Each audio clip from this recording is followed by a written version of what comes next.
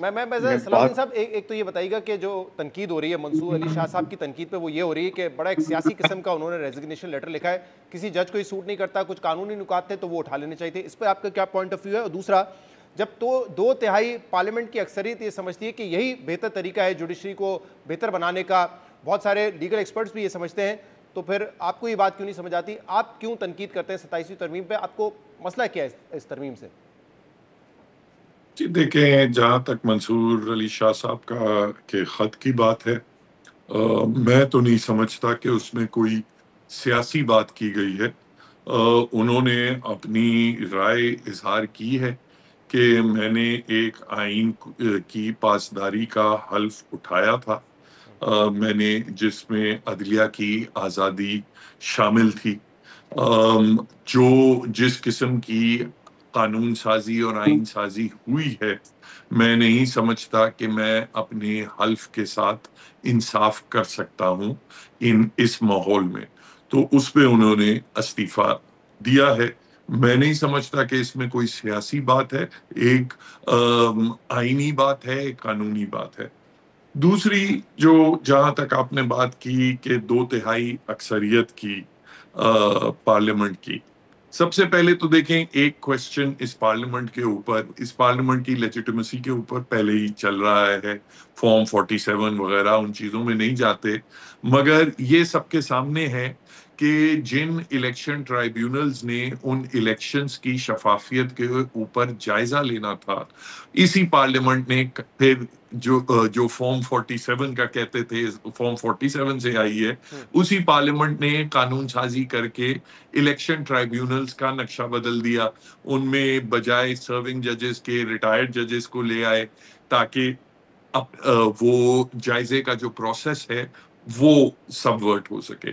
اس کے بعد جو ریزرو سیٹس کا ایشو تھا 26ویں ترمیم کے بعد, سپریم کورٹ نے ریزرو سیٹس بھی ان جماعتوں کو دے دی جو اس کے مستحق نہیں تھے, جن کے اتنی سیٹیں ہی نہیں تھی, کہ جس کی 40% سیٹیں تھیں اس کو 100% ریزرو سیٹس دے دی, اور اس طریقے سے ایک کوبلڈ میجورٹی ہوئی. اور اس پارلیمنٹ نے پھر آئین سازی کی کہ اب ہم عدالتوں کو مزید چینج کر رہے ہیں. تو اس سارے پروسیس سے, پروسیجرل پروسیس سے اختلاف ہے. دوسرا جو ہے سبسٹینٹیو اختلاف ہے, وہ یہ ہے کہ میری رائے میں, اور سپریم کورٹ کی 17 رکنی بینچ کا فیصلہ بھی اس میں موجود ہے, کہ آئین سازی کرنے کے لیے, کسی ترمیم لانے کے لیے بھی کچھ حدود ہیں جو پارلیمنٹ کراس نہیں کر سکتی, کیونکہ آئین ترمیم سازی کے لیے بھی آئین نے کچھ حدود امپلیسٹ اور ایکسپلیسٹ طے کیے ہیں, اور اس میں ایک لمٹ یہ ہے کہ آپ آئین کا جو بنیادی ڈھانچہ ہے آپ اس کو تبدیل نہیں کر سکتے. یہ راول پنڈی ڈسٹرکٹ بار ایسوسی ایشن کے کیس میں 17 رکنی بینچ سپریم کورٹ کا فیصلہ ہے. اس میں انہوں نے کہا ہے کہ عدلیہ, اس میں فیڈرلزم بھی شامل ہے, اس میں اسلام بھی شامل ہے, اس میں ڈیموکریٹک فارم آف گورنمنٹ بھی شامل ہے, اور اس میں آزاد عدلیہ بھی شامل ہے. اگر آپ یہ چیزیں آپ ختم کرنے کی کوشش کرتے ہیں تو وہ آپ کی ترمیم کرنے کے اختیارات جو ہیں اس سے تجاوز کرتی ہیں, اور اس صورت میں عدالت کا فرض ہے کہ وہ اس قسم کی ترمیم سازی کو روکے. یہ چیز سیٹلڈ لا تھا, مگر بہرحال چونکہ ہماری 26ویں ترمیم کے بعد 1 سال تک جو آئینی بینچ تھی اس نے وہ 26ویں ترمیم کے خلاف جو چیلنجز تھے وہ ٹیک اپ ہی نہیں کیا, تو اس طریقے سے پارلیمنٹ کو موقع ملا کہ اب وہ اس کو انہانس کر سکیں 27ویں ترمیم کی صورت میں. ٹھیک ہے, ایک تو اشرف صاحب مجھے لگتا ہے کہ آپ کا کوئی ڈس ایگریمنٹ ہے اس بات سے, اس پہ بھی جواب دیجیے گا, اور ساتھ میں یہ بھی بتائیے گا کہ میں اس پہ, اچھا پہلے آپ مکمل کر لیں پھر سوال کر لوں گا. جی بہت سمپل بات ہے جی. آئین میں لکھا ہوا ہے کہ آئین میں ترمیم لانے کے لیے آپ کو کسی قسم کی کوئی پابندی نہیں, آئین میں خود لکھا ہوا. اور ایک بڑی لاجیکل سی چھوٹی سی بات ہے. کیا ایک پارلیمنٹ آنے والی پارلیمنٹس کو پابند کر سکتی ہیں کسی چیز کا؟ نہیں، بالکل بھی نہیں. تو یہ کہنا کہ اگر بنیادی ڈھانچہ رکھنا ہوتا فاؤنڈنگ فادرز نے یا جن لوگوں نے آئین کی تشکیل کی تو وہ لکھ دیتے کہ یہ پیرامیٹرز ہیں، ان پیرامیٹرز پہ ہوگا.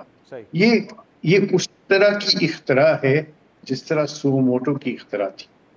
سوموٹو کا کوئی اختیار نہیں ہے سپریم کورٹ کے پاس، کبھی نہیں تھا، لیکن وہ چلتا رہا اور اس کے اوپر آپ نے دیکھا کہ بہت ساری خرابیاں. مثال کے طور پہ مجھے اس طرح سمجھائیے گا اشرف صاحب کہ اگر 28ویں ترمیم میں یہ پارلیمنٹ 2/3 سے یہ پاس کر دیتی ہے کہ اب یہی پارلیمنٹ ہمیشہ کے لیے رہے گی، کوئی الیکشن نہیں ہوگا، وزیر اعظم رہیں گے شہباز شریف صاحب، اس میں کوئی تبدیلی نہیں آئے گی فار لائف ٹائم، اگر یہ کوئی تبدیلی کر دی جاتی ہے آئین میں تو پھر آپ کہتے ہیں کہ اس کو کوئی چیلنج نہیں کر سکتا، کوئی عدالت، کوئی حدود اس کا تعین نہیں ہو سکے گا؟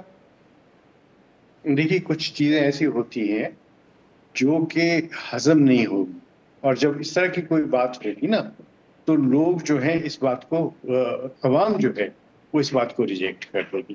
سو عوام کی بات ہے، یہ عدالت کی بات نہیں کہ عدالت اس کو ریجیکٹ کرے. ٹھیک، نمبر 1. عدالت ان دیٹ سینیریو آلسو کچھ نہیں کر سکتی، وہ کہیں گے ٹھیک ہے آپ نے یہ کر دی ترمیم، let's go ahead with this. I believe that the courts have no jurisdiction to strike down any provision of the Constitution and say this is ultra vires the Constitution. Okay. میرا ایک لاسٹ کنکلوڈنگ کویشچن ہے کہ ایک بڑی structural change ہم نے دیکھی ہے جو ریاستی اسٹرکچر ہے ہمارے، جس میں آرمی ایکٹ میں تبدیلی ہوئی ہے، عدلیہ میں تبدیلی ہوئی ہے. کیا اشرف اوصاف صاحب ہم ویئر آر وی ہیڈنگ، یہ اس کو ہم نقطہ آغاز کہیں یا یہ نقطہ اختتام تھا؟ مزید کیا چیزیں ہونی ہے؟ کہا جا رہا ہے گورننس سسٹم میں تبدیلی ہوگی، NFC ایوارڈ میں تبدیلی ہوگی. ویئر ڈو یو سی اس ہیڈنگ؟ کیونکہ جیسے ابھی کہا بیرسٹر صاحب نے، ہم تو 1 یونٹ کی طرف آگے بڑھ رہے ہیں. یہ سوال مجھ سے ہے تو میں آپ کو یہ کہوں کہ نہیں، آئی ڈونٹ تھنک یہ آپ 1 یونٹ کی طرف جا رہے ہیں، بالکل بھی نہیں ایسی بات. جو آپ وہ مسودہ دیکھیے اس کے اندر اور بہت ساری باتیں ہیں. اس کے اندر ہیڈ کو بنیادی جو ہے فنڈامنٹل رائٹس کا درجہ دینا اور اس طرح کی اور بہت ساری عوام کے لیے باتیں. آئی وش کہ وہ ساری چیزیں آگے بھی ہوتی. اس کو بڑا ضروری ہے کہ اس کو آپ اس طریقے سے اسٹرکچر کریں کہ ڈسٹرکٹ کورٹس کے اندر ریفارمز لے کے آئیں. ڈسٹرکٹ کورٹس کے اندر جب آپ ریفارمز لے کے آئیں گے تو ساتھ ساتھ آپ لوکل گورنمنٹس کے اندر آپ جو ہے ریفارمز لائیے اور ان کو امپاور کریں، ان کو فائنینشیل پاورز دیجیے، ان کو سیکیورٹی آف ٹینیور دیجیے. پارلیمنٹیرین سے یہ حق لے لیں آپ کہ وہ ڈیولپمنٹ فنڈز کو آئیڈینٹیفائی بھی کریں. پارلیمنٹیرینز کا کام نہیں ہے ڈیولپمنٹ فنڈز کا یا یہ کہنے کا کہ فلاں جگہ پہ گیس لگا دی جائے اور یہ ساری چیزیں. لیکن اگر پارلیمنٹ یہ ڈیسائیڈ کر لے کہ یہ ہمارا کام ہے تو پھر تو لوور کورٹس اس میں کیا کریں گے اور ہائر کورٹس کیا کریں گے، سپریم کورٹ کیا کریں گے؟ Parliament should do some introspection. صحیح، okay, in that sense. This is what I'm saying. صلاح صاحب مجھے بتائیے گا کہ جیسے اب اشرف اوصاف صاحب تو کہہ رہے ہیں بڑی کلیئرٹی ہے، آئین میں تبدیلی ہو سکتی ہے، آپ کہہ رہے ہیں اس کے حدود ہیں اور اس پہ ججمنٹ موجود ہے، لیکن وہ کہہ رہے ہیں کہ کوئی عدالت اس کو نہیں اس کو اسٹرائک ڈاؤن کر سکتی. جو رد عمل آئے گا پھر اس طرح کی شکوں پہ وہ عوام سے ہی آ سکتا ہے. دیکھیں ججمنٹس کورٹ کی ایک الگ ہیں. راولپنڈی ڈسٹرکٹ بار ایسوسی ایشن اشرف اوصاف صاحب کو اس کا علم ہے، اس کی تو ڈکلیریشن انڈیا میں بھی یہی پرنسپل ہے، اور بلکہ یہ جو بیسک سٹرکچر ڈاکٹرن ہے یہ بلیز ساؤتھ امریکہ سے لے کے تائیوان تک مختلف کنٹریز میں اپلائی ہوتا ہے.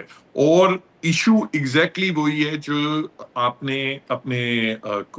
نے جو سوال پوچھا وہ یہی تھا کہ ہر جگہ یہ کوشچن ہوتا ہے کہ فرض کریں پارلیمنٹ کہہ دیتی ہے کہ ہم یہاں تا حیات بیٹھے ہیں، بلکہ ہمارے بعد ہمارے جو ورثاء ہیں وہی اس پارلیمنٹ میں بیٹھیں گے، جمہوری نظام ہی ختم کر دیا جاتا ہے.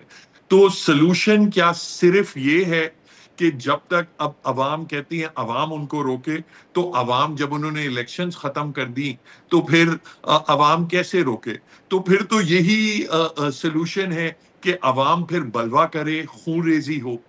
اس کو اوائڈ کرنے کے لیے عدالتوں کا کام ہی یہ ہوتا ہے کہ اس قسم کے کانفلکٹس پریونٹ کرے، اور جو سلوشن نکالی گئی ہے جورسپروڈینشل وہ یہی ہے کہ کچھ حدود پارلیمنٹ کے اوپر بھی ہوتے ہیں۔